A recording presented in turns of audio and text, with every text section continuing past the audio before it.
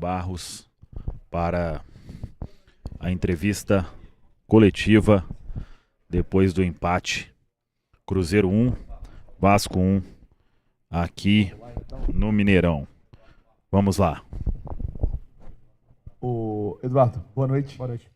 Boa noite, Eduardo. Sobre esse jogo, a impressão que a gente teve um primeiro tempo ruim, assim, que não encaixou as coisas direito, e um segundo tempo mais legal, né? O time teve chance, teve o Léo Jardim do outro lado também fazendo uma boa partida. Queria a sua avaliação, a sua análise desse empate em casa. Obrigado, boa noite. Boa noite. Eu acho que o primeiro tempo ele não foi ruim. Se eu pudesse escolher uma palavra, eu diria que ele foi equilibrado. Acho que foi um jogo que no primeiro tempo nós tivemos domínio em algumas circunstâncias, em outras o Vasco teve. Num dos momentos de domínio do Vasco, ou pelo menos de superioridade, eles conseguiram fazer o gol de bola parada. E as oportunidades que nós tivemos no primeiro tempo, que a gente já teve no primeiro tempo oportunidades reais para abrir o placar, a gente não conseguiu ao menos um empate.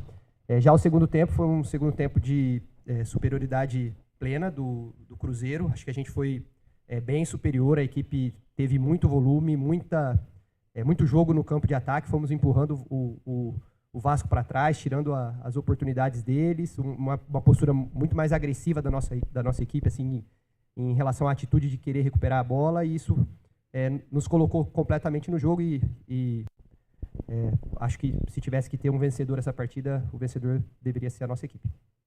Eduardo, eu queria saber de você a respeito, por exemplo, hoje o Cruzeiro não teve, né, o Matheus Pereira, que é o principal jogador do time, e o Vital entrou nessa vaga e teve muita dificuldade. Mais uma vez, ele é um jogador que todas as vezes que tem entrado, tem tentado, busca, mas tem muitas dificuldades e passa uma sensação de falta de confiança dele mesmo. Enfim, eu queria que você falasse a respeito disso e o quanto isso dificultou o Cruzeiro, principalmente no primeiro tempo, quando o Vasco conseguiu fazer uma marcação muito forte ali no meio e complicava essa saída de bola celeste. Obrigado.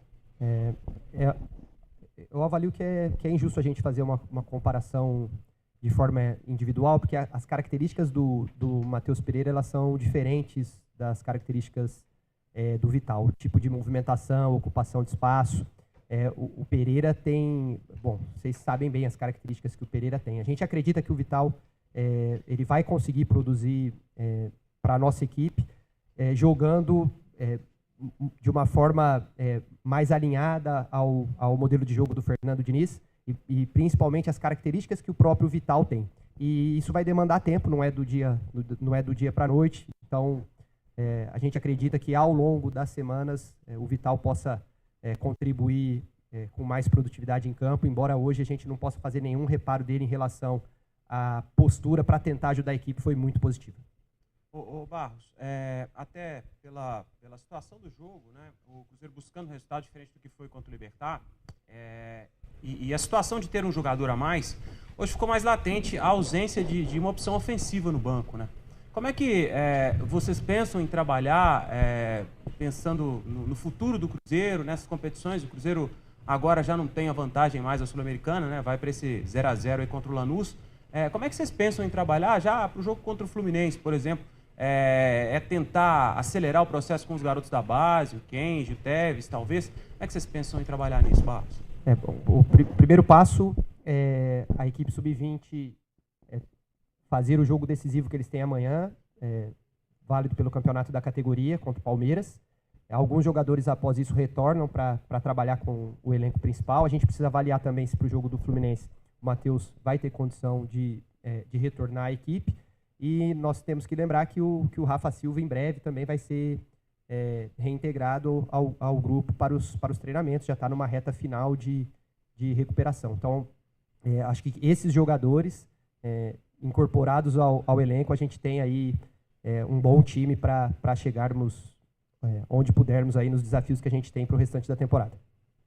Eduardo, boa noite. Boa noite. Ali no segundo tempo, quando o Vasco teve um jogador expulso, você chegou a olhar para o banco, é hora de fazer algo diferente, de pôr o time para cima, e faltou um atacante ali, quando você olhou, e esses jogadores da base, por exemplo, o Diniz, vocês, né, comissão técnica, pretendem trabalhar, porque antes a gente tinha as opções de Robert, João Pedro, jogadores que acabaram sendo emprestados, né? E aí você olha para o banco, não tem nem os jogadores da base hoje como opção para o ataque, muitas contusões. Isso já está sendo também pensado para o ano que vem, um trabalho para o ano que vem, o que vai ser feito de contratações?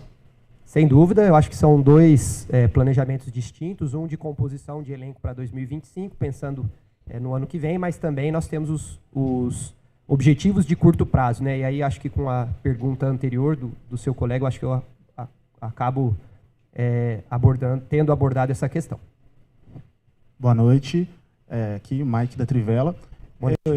O Cruzeiro hoje voltou a fazer um gol de bola parada, né, de lance de escanteio, apesar de que não foi direto, mas foi proveniente disso. E isso já vinha sendo uma crítica, porque o time sofria muito para fazer esse tipo de lance, perdia muitas oportunidades de escanteio. E já contra o Libertad, a gente viu algumas jogadas de muito perigo vindas de escanteios. Eu queria saber se isso vocês estão trabalhando esse tipo de jogada, se é algo da nova comissão ou se só teve alguns ajustes do que já havia sendo feito. Obrigado. Obviamente que a gente vai aproveitar muito do que foi desenvolvido pelo Fernando Seabra, mas mesmo com somente 3 sessões de treino, o Fernando Diniz já foi colocando a digital dele em todas as fases do jogo, e isso inclui as bolas paradas. Então, você bem observou, contra o Libertad a gente já conseguiu ter algumas movimentações que oportunizaram finalização a partir das jogadas de bola parada, e hoje, felizmente, o Zé, né, foi premiado aí com um gol numa excelente jogada de cobrança curta. Eduardo, boa noite. Boa noite. A rodada foi bem ruim para o Cruzeiro. Os adversários venceram. Só que não é só essa rodada. Nos últimos 9 jogos foram 4 empates, 3 derrotas e 2 vitórias.